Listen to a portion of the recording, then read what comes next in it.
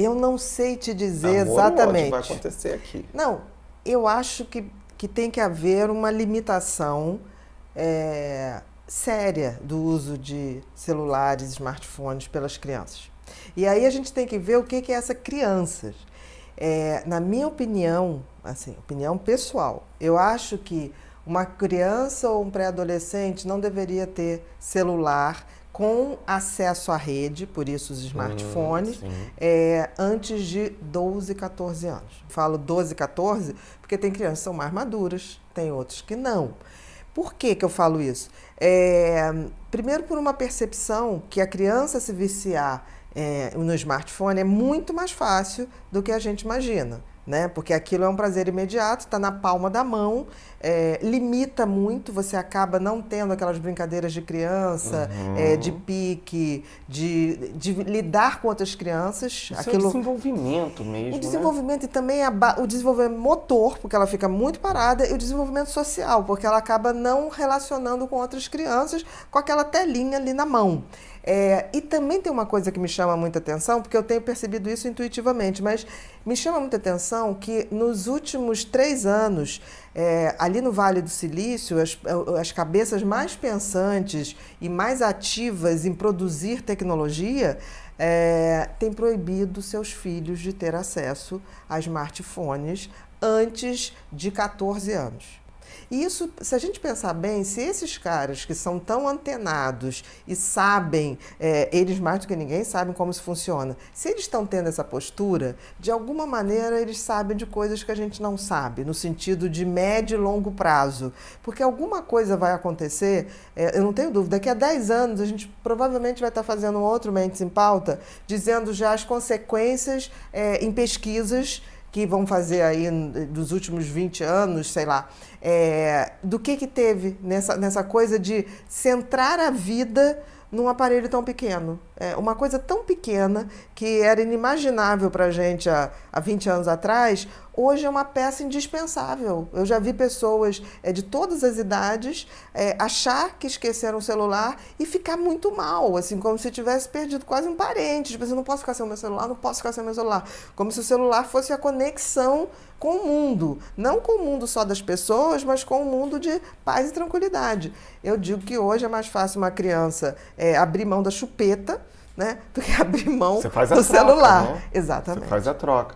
E o que eu acho interessante, você foi falando isso, quando eu tenho uma diferença de 5 anos minha com meu irmão. E lá em casa, a gente ia na casa do vizinho jogar. Você é mais novo. Eu sou mais novo eu que o meu também, irmão. 5 anos também. Né? E então a gente ia na casa do vizinho para jogar. E a gente vivia pedindo de Natal. E meu pai falava, não. Quando o seu irmão completar 15 e você tiver com 10, nós vamos dar para vocês coisa. E aí, videogame. O videogame, que era na época o Atari, né? E mesmo assim a gente teve regras. O meu irmão ser mais velho, ele tinha os horários dele e eu tinha os meus, que eu podia. Porque o meu pai, mesmo assim não tendo muitos estudos, mas ele achava que eu ficar muito tempo no videogame ia me atrapalhar cognitivamente. Não, né? E isso as pesquisas já revelam, né? Porque assim, você perde essa capacidade de ter esse desenvolvimento que você necessita do contato com as outras crianças. As crianças hoje brincam muito pouco em grupo, né? Aquela coisa de pique, aquela coisa do queimado, pique alto. Quer dizer, isso carrinho sumiu. De rolemã. Exatamente, isso sumiu. E isso não é só por uma questão de segurança, porque os prédios hoje em geral têm playground, né? É mais essa coisa, você vê hoje uma turma de adolescentes, cada um com seu celular na mão. E falando entre eles pelo WhatsApp. Se comunicando entre eles e não mais ao vivo. Então, os grupos, vão formando os grupos. Então, eles já não falam com um porque já está no grupo, todo mundo já leu. Então, assim, voltando, mas a gente está falando aqui de criança. Eu acho que é muito perigoso a gente limitar tanto. Não é à toa que o índice de obesidade infantil está aumentando muito. Agora, você acha que também tem muito... Eu fico observando, né? Às vezes as pessoas ficam achando que a gente fica o tempo todo observando as pessoas. Não é. Mas na vida a gente acaba olhando. Né? Você está num restaurante, a criança começa. Ô mãe, não sei o que, não sei o que lá. ela abre a bolsa e joga um smartphone, ou pega um tablet, uma coisa. Porque é a forma assim, aí eu fico em paz e coloca. Só que isso, qual os efeitos disso num cérebro para uma criança? Olha, eu acho muito ruim, porque na realidade, é que eu estou dizendo, o celular, o smartphone ou o tablet está virando a chupeta, né, das crianças. Eu Isso. vejo muito isso. Eu acho que se você tem filho, você tem que ir num restaurante que tenha o preparo para receber crianças, que tenha aquela área de desenho, de parquinho. Você tem que mudar seus hábitos, assim. A gente não pode adaptar a criança a essa vida de adulto, porque para a criança é muito chato estar num restaurante cheio de adultos, um barulhão, não tem outra criança. É óbvio que ela vai preferir. E o mais grave é que o smartphone já vem com joguinhos. Então, o videogame, que era uma coisa que você tinha, pelo menos, que ligar a televisão, não precisa. Então, essa dependência vai ser muito maior. E eu noto, por exemplo, nos últimos anos, eu tenho atendido crianças totalmente dependentes de celular. E dos jogos que estão ali em aplicativos dentro do celular.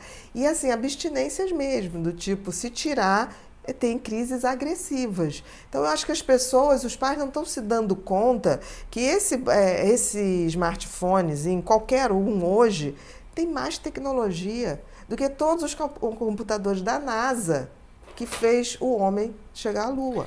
É muito maior a tecnologia. Qualquer um hoje tem essa tecnologia na mão. É uma coisa muito poderosa. Você sabia que você estava falando isso e foi abrindo-se uma janela de coisas que eu fui escutando nesses últimos tempos com os tratamentos neuromoduladores. Você acredita que as nossas crianças que fizeram tratamento com a gente, eu estou tendo um feedback agora, não os que começaram agora, as que começaram há 1 ano, 2 anos atrás, os pais estão dizendo que eles estão reduzindo. Eu acho que essa coisa da modulação dá um pouco disso também, desse ajuste. Porque você vai tirando um pouco dessa... Mas que tratamento você está colocando? Especificamente o neurofeedback. Ah, sim, o neurofeedback... Porque eu acho que dá esse ajuste daquela criança que ficou ali contaminada, sabe? Não, eu acho que...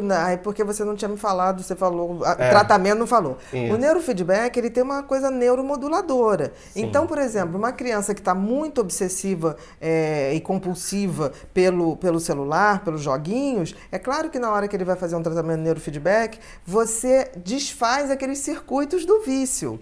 Então, você reorganiza a atividade elétrica desse cérebro. Então, é óbvio que vai reduzindo. E os pais, eu acho que estão tomando essa consciência hoje e estão se responsabilizando, porque, assim, os próprios pais estão viciados também. Então, assim, eu acho que está na hora da gente rever isso, porque daqui a 10 anos a gente tem que ter uma história para contar que eu espero que não seja triste.